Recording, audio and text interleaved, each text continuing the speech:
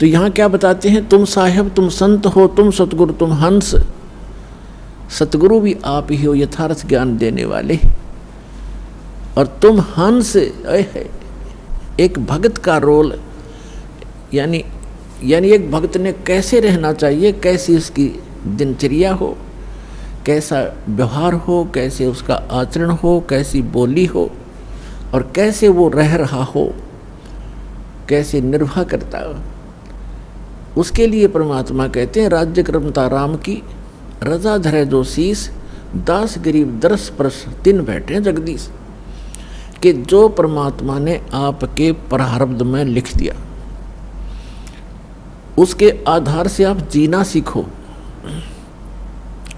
प्रारब्ध का मतलब है कि जैसे आप जी को कोई अच्छे घर में, अच्छा घर हम मानते हैं जिसका घना धन हो, कोई अच्छी पोस्ट हो उसकी, ठीक है, आपके संस्कारवश आपका कहीं ऐसा जन्म है, तो ये ना भूलना चाहिए कि आप चाहे कितने धनी व्यक्ति या कितने ही मंत्री प्रधानमंत्री के घर जन्म है आपको उतना ही स्थान चाहिएगा सोने और घूमने फिरने और क्रिया करने के लिए जितना एक निर्धन जहाँ गुजारा कर रहा है।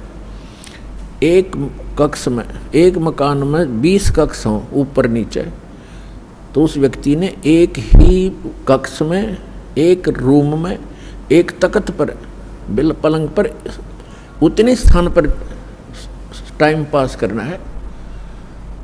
तो परमात्मा ने हर तरह से हमें समझाने की चेष्टा की है। और परमात्मा पाने के लिए किसी को ये भ्रम हो कि धनी लोग जो घना दान धर्म करते हैं और उच्च जाति के हैं, पहले ये भ्रमना, ये भ्रांति बहुत ज़्यादा थी कि ब्राह्मण लोग ही मोक्ष प्राप्ति करते हैं, यही ऋषि महर्षि बनते हैं, इनके वंशज ये ऋषि महर्षि बनते हैं। तो परमात्मा ने ये सारी फड़क निकाली थी, ये सारी भ्रांतियाँ निवारण करने के लिए एक गरीब दुल्हे की भूमिका की थी कि परमात्मा के भक्त को घड़ी जरूर आवश्यकता नहीं होती, और जब आवश्यकता होती है तो परमात्मा से वो छुपा नहीं होता, परमात्मा से कुछ छुपा नहीं, उसको सब पता होता है। जैसे हम कथाएं सुना करते थे, अब तो आपको ज्ञान हो गया है कि परमात्मा जो परमेश्वर है वही सब कुछ करता है, कबीर साहब ही सब दुख दूर करता है। लेकिन हम जिस भी इष्ट की स्तुति जहाँ बोल रही होती है, हम सभी उसकी पूजा करते हैं और मानते रहते हैं कि ये हमें सुख दे रहा है और सब कुछ कर रहा होता है कबीर भगवान, क्योंकि वो ही गीता अध्याय नंबर 15 के श्लोक नंबर 16 और 17 में 3 पुरुष हैं, शरपुरुष और अक्षर पुरुष। इनके विषय में बताया कि ये खुद विनाशवान है, इनके अंतर्गत जितने प्राणी वो विनाशवान है। उत्तम पुरुष है तू अन्य 17वें श्लोक में कहा। और ये लोग तरम अविष्य विभर्ती अवैश्वर है, वही सबका धारण पोषण करने वाला है, वो परम अक्षर ब्रह्म। इन दोनों से न्यारा सरपुरुष तो ये ब्रह्म है जो गीता का ज्ञान देता श्री कृष्ण में प्रवेश करके, और अक्षर पुरुष ये सरपुरुष जो है इसको सरब्रह्म भी कहते हैं, ज्योत निर्जन काल भी कहते हैं।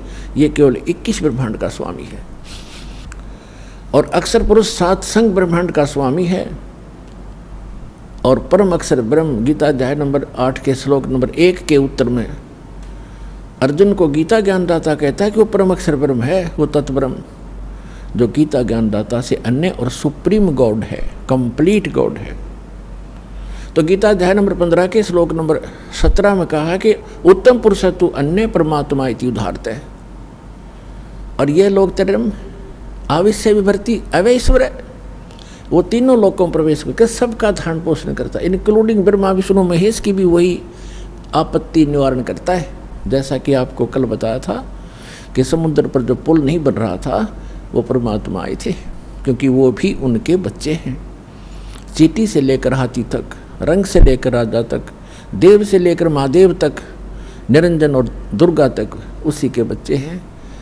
अपने बच्चों को वही संभालता है। अब जो दास आज प्रसंग सुना रहा है आपको, अब हम भगवान से मांगते हैं धन, और परमात्मा बने थे कति निर्धन, दुल्हा कपड़ा बनकर अपना टाइम पास करते थे। वो हमें परमात्मा पर विश्वास करना सिखाने के लिए ये भूमिका कर रहे थे। यदि आप मुझ पर ऐसा विश्वास करोगे मेरे वचनों पर, तो मैं तुम्हारा हर समय साथ दूंगा। जो जन मेरी शरण है ताका हूँ मैं दास, और गेल गेल लाग्या फिरूं जब तक धरती आकाश। कहते पीछे पीछे फिरता, जो बच्चा गऊ की नजर में यूं साईं को संत, वो भगतों के पीछे फिरे भगत वत्सल भगवंत। अब दास ने आपको बताया कि जब आप परमात्मा पर निर्भर हो जाओगे, उस समय परमात्मा कहते हैं यदि आपको किसी वस्तु की आवश्यकता होगी तो मैं आपसे दूर नहीं, क्योंकि मुझे सारा पता है आपको किस समय किस वस्तु की आवश्यकता पड़ेगी। परमात्मा कहते हैं कि जिनको विश्वास नहीं है परमात्मा पे और राम राम भी करते हैं, भक्ति भी कर रहे हैं, कहते क्या हुआ नाम जपणते जब मन में नहीं विश्वास। परमात्मा का विश्वास नहीं तो व्हाट इज यूज, उस भक्ति का यूज नहीं है।